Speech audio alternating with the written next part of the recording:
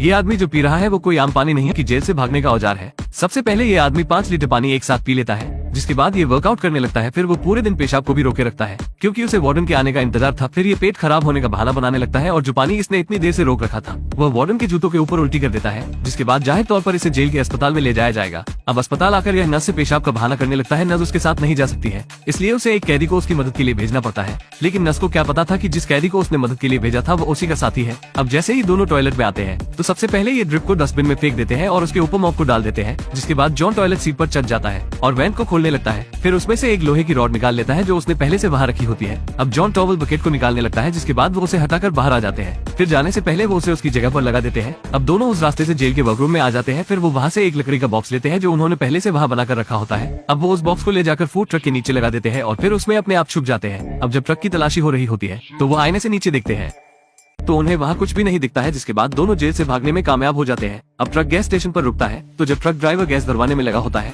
तभी दोनों उस लकड़ी के बॉक्स को हटाकर बाहर निकल जाते हैं और एक गाड़ी में बैठ जाते हैं जो उन्हीं के साथी ने वहाँ छोड़ी होती है। जिसके बाद वो गाड़ी को चालू करके वहाँ से 1, 2, 3 हो जाते हैं। इधर जेल में भी इनका एक साथी और होता है जो खाली नहीं बैठता है और वो अपने सामने वाले आदमी को लड़ने के लिए उकसाने लगता है, जिसके बाद पूरी कैंटीन में हंगामा हो जाता है। इस चीज का फायदा उठाकर कैदी सारे गार्ड को उठाकर फेंकने लगते हैं, जिसके बाद एक गार्ड इमरजेंसी अलार्म बजा देता है, जिसे सुनकर वार्डन को इमरजेंसी प्लान को सक्रिय करना पड़ता है। अब कैदी फॉइल और प्लेट को लेकर विंडो को सील करने लगते हैं, जिसके बाद वो सारे सीसीटीवी कैमरों को आलू की मदद से कवर कर देते हैं। ये देखकर वार्डन को कुछ समझ ही नहीं आ रहा होता है कि सारे कैदी आखिर कर क्या रहे हैं, लेकिन उसे अपनी जगह बचाने के लिए सब गार्ड को इसे सीक्रेट रखने का ऑर्डर देना पड़ता है। अब जॉन के साथी कुछ कॉकरोच लेते हैं क्योंकि उनके बिना चोरी को अंजाम नहीं दिया जा सकता है। वो हजारों कॉकरोच अलग अलग कलर के ले लेते हैं, जिसके बाद वो सुपरमार्केट से एक फावड़ा और कुछ वाटर पंप ले आते हैं। जब सारी तैयारी हो जाती है अब वो केक की दुकान पर आकर एक केक को खरीद लेते हैं क्योंकि यह प्लान का सबसे अहम हिस्सा होता है। जिसके बाद वो केक को ले जाकर तिजोरी मैनेजर को दे देते हैं क्योंकि वो 30 साल से कुंवारी कन्या होती है। जिसके बाद तिजोरी मैनेजर सारे कर्मचारियों को बुलाकर केक को खिलाने लगती है। तभी एक लड़की आकर उसे तिजोरी से बाहर आने के लिए कहती है क्योंकि बाहर खड़ी उसकी नई नवेली कार को किसी ने ठोक दिया होता है।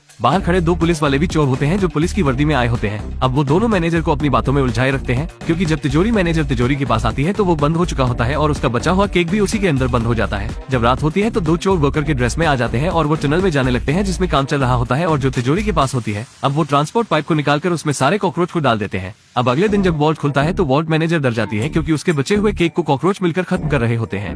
इसके बाद उन्हें पेट कंट्रोल वालों को बुलाना पड़ता है। अब सारे चोर पेट कंट्रोल वाले बनकर आ जाते हैं। अब वो तिजोरी वाले पाइप को पहचान लेते हैं कॉकरोच के कलर से। तभी हमें बाहर कार रेस होते हुए दिखाई जाती है जिस पर लोग ऑनलाइन सट्टा लगा रहे होते हैं। जॉन के निर्देश पर वो क्रेडिट कार्ड मशीन रिसीवर को बम से उड़ा देते हैं जो रेस ट्रैक के अंदर होता है। अब जब लोग कार की मदद से सट्टा नहीं लगा पा रहे होते हैं तो फिर उन्हें कैश देकर सट्टा लगाना पड़ता है। अब जब सब लोग पैसे देकर सट्टा लगाने लगते हैं तो कुछ ही मिनट में पूरी तिजोरी पैसों से भर जाती है। अब जॉन और उसका साथी दोनों छुपकर रेस ट्रैक पर आ जाते हैं। अब जब उन्हें कोई नहीं देख रहा होता है तो वो ट्रैश ट्यूब से होकर रिसाइकलिंग में आ जाते हैं। फिर वो टनल से होकर तिजोरी वाले पाइप के पास आ जाते हैं। उनका एक साथी पहले से वहाँ नमक लेकर खड़ा होता है, जिसके बाद जॉन उसमें ग्लू और थोड़ा और सामान मिलाकर एक बम बना लेता है जो छोटा सा धमाका करने के लिए काफी है। अब वो उस बम को बड़ी सावधानी से ट्रांसपोर्ट बैरल में रख देते हैं, फिर उसे तिजोरी वाले पाइप में डालकर छोड़ देते हैं जिससे तिजोरी में धमाका हो जाता है। अब जब बम फटता है तो उससे बना धुआं बाहर आने लगता है। ये देखकर कैशियर को तिजोरी में कुछ गड़बड़ लगती है, इसलिए वो सर्किट सिक्योरिटी को बता देती है।